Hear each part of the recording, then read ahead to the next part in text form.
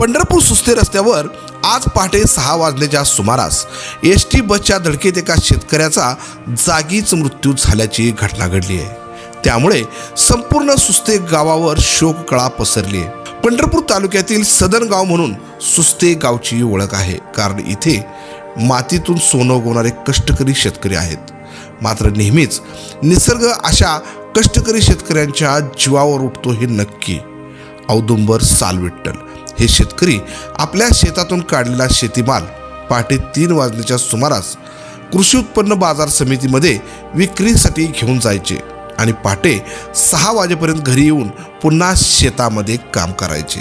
आज देखील पहाटे नेहमीप्रमाणे औदुंबर सालविठ्ठल हे आपल्या शेतातील माल काढून आपल्या दुचाकीवर भरून पंढरपूरच्या कृषी उत्पन्न बाजार समितीमध्ये घेऊन गेले आणि सकाळी 6 वाजता ते पंढरपूरच्या कृषी उत्पन्न बाजार समितीमधून निघाले।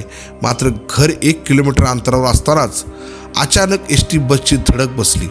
वास्तविक हा अपघात पहाटे धुके असल्याने आणि एसटी बसला लाईट नसल्याने झाल्याचं बोललं जात आहे। या अपघातामध्ये त्यांचा जागीच मृत्यू झालाय। या घटनेनंतर संपूर्ण गावावर शोककळा पसरली आहे।